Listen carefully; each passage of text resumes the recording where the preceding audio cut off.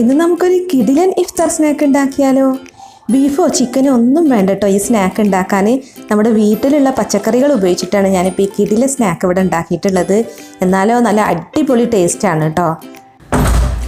Snack ഉണ്ടാക്കാൻ നമുക്ക് ആദ്യം തന്നെ വേണ്ടത് പൊട്ടറ്റോയാണ് കേട്ടോ. അപ്പോൾ ഞാൻ 3 മീഡിയം വലിപ്പത്തിലുള്ള പൊട്ടറ്റോയാണ് ഇവിടെ പുഴുങ്ങിയെടുത്തിട്ടുള്ളത്. എന്നിട്ട് നല്ല പോലെ ഉടച്ചെടുത്തിട്ടുണ്ട്. ഇനി ഇതിലേക്കൊരു വലിയ ക്യാരറ്റ് ഗ്രേറ്റ് ചെയ്തിട്ടാണ് ചേർക്കുന്നത്.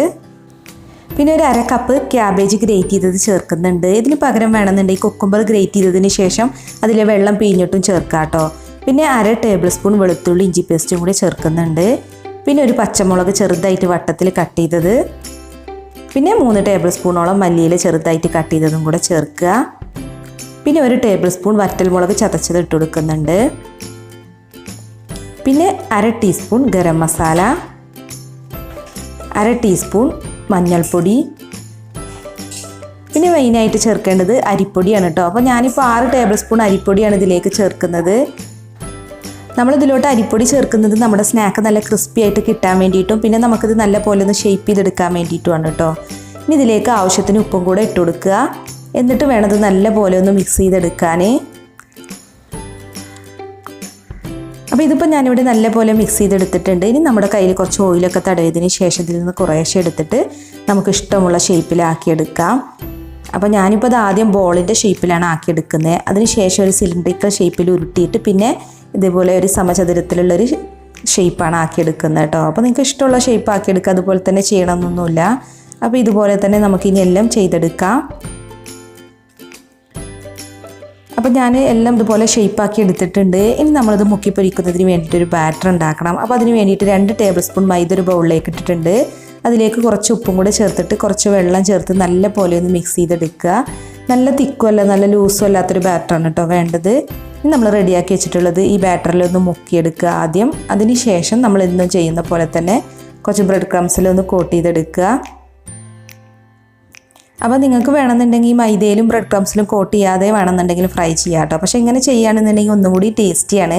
അതുകൊണ്ടാണ് ഇപ്പോൾ ഞാനിങ്ങനെ ചെയ്തത്. അപ്പോൾ നല്ല ക്രിസ്പി ആയിട്ട് കിട്ടും. അപ്പോൾ എല്ലാം നമുക്കിനി ഇതുപോലെ തന്നെ ചെയ്തെടുക്കാം. അപ്പോൾ ഞാൻ എല്ലാം ബ്രെഡ് ക്രംസിൽ കോട്ട് ചെയ്തെടുത്തിട്ടുണ്ട്. അപ്പോൾ നമ്മുടെ സ്നാക്ക് ഫ്രൈ ചെയ്യാനുള്ള ഓയിൽ ഇവിടെ നല്ല പോലെ തിളപ്പിച്ചിട്ടുണ്ട്. ഇനിയിപ്പോൾ ഇതിലേക്ക് ഇട്ടിട്ടൊന്ന് ഫ്രൈ ചെയ്യുക. അപ്പോൾ മീഡിയം ടു ഹൈ ഫ്ലെയിമിലിട്ട് ഫ്രൈ ചെയ്താൽ മതി കേട്ടോ. കാരണം പൊട്ടറ്റോ ഒക്കെ ഓൾറെഡി കുക്കായതാണ്. അപ്പോൾ ഇനി ഇതിൻ്റെ പുറമേ ഒന്ന് മൊരിഞ്ഞ് കിട്ടിയാൽ മതി. അപ്പോൾ നല്ലൊരു ഗോൾഡൻ ബ്രൗൺ നിറാവുന്നത് വരെ ഒന്ന് ഫ്രൈ ചെയ്തെടുക്കുക. ഇതിപ്പോൾ നല്ല പോലെ ഇവിടെ ഫ്രൈ ആയിട്ടുണ്ട്. ഇനിയിപ്പോൾ നമുക്കിത് എണ്ണയിൽ നിന്ന് മാറ്റാം. എന്നിട്ട് ബാക്കിയുള്ളതും ഇതുപോലെ തന്നെ ഫ്രൈ ചെയ്തെടുക്കാം. അപ്പോൾ ഇത്രയേ ഉള്ളൂ കേട്ടോ. വളരെ എളുപ്പത്തിൽ ഉണ്ടാക്കാൻ പറ്റുന്ന നല്ലൊരു ഇഫ്താർ സ്നാക്കാണ്. നമ്മുടെ വീട്ടിലുള്ള പച്ചക്കറികൾ മാത്രം മതി ഇത് ഉണ്ടാക്കാൻ. പിന്നെ ചിക്കനോ ബീഫോ മുട്ടയോ ഒന്നും വേണ്ട. അപ്പോൾ നമ്മളെന്നും മുട്ടയും ചിക്കനൊക്കെ വെച്ച് സ്നാക്ക് ഉണ്ടാക്കുമ്പോൾ ഒരു വെറൈറ്റിക്ക് വേണ്ടിയിട്ട് ഇതുപോലെ വെജിറ്റബിൾസ് വെച്ചിട്ട് ഉണ്ടാക്കാം കേട്ടോ. അപ്പോൾ കണ്ടില്ലേ നല്ല ക്രിസ്പി ആയിട്ടാണ് ഇരിക്കുന്നത്. പുറമെ അകത്ത് നല്ല സോഫ്റ്റാണ്. പിന്നെ ഒട്ടും എണ്ണയൊന്നും കുടിച്ചിട്ടില്ല. കണ്ടില്ലേ നല്ല ടേസ്റ്റാണ് കേട്ടോ. അപ്പോൾ നിങ്ങൾ ഈ നോമ്പ് തുറക്കുമ്പോൾ ഇതൊന്ന് ട്രൈ ചെയ്ത് നോക്കുക. എന്നിട്ട് നിങ്ങളുടെ ഫീഡ്ബാക്ക് ഒന്ന് അറിയിക്കുക കേട്ടോ. അപ്പോൾ വീഡിയോ കണ്ടിട്ട് ഇഷ്ടമായിട്ടുണ്ടെങ്കിൽ ലൈക്ക് ചെയ്യുക, ഷെയർ ചെയ്യുക. അതുപോലെ നിങ്ങളുടെ വിലയേറിയ അഭിപ്രായങ്ങൾ കമൻറ്റ് ചെയ്യാനും മറക്കരുതേ. അപ്പോൾ നിങ്ങൾ ഈ വീഡിയോ യൂട്യൂബിലാണ് കാണുന്നതെങ്കിൽ നമ്മുടെ ചാനൽ സബ്സ്ക്രൈബ് ചെയ്യാത്തവരുണ്ടെങ്കിൽ ഒന്ന് സബ്സ്ക്രൈബ് ചെയ്ത് സപ്പോർട്ട് ചെയ്യുക. ഇനിയിപ്പോൾ നിങ്ങൾ ഈ വീഡിയോ ഫേസ്ബുക്ക് പേജിലാണ് കാണുന്നതെങ്കിൽ പേജ് ഒന്ന് ലൈക്ക് ചെയ്ത് ഫോളോ ചെയ്ത് സപ്പോർട്ട് ചെയ്യണേ. അപ്പോൾ വീഡിയോ അവസാനിപ്പിക്കുന്നതിന് മുമ്പ് ഞാനിന്ന് നിങ്ങൾക്കൊരു പുതിയ ആപ്പിനെ കുറിച്ചൊന്ന് പരിചയപ്പെടുത്തി തരാം.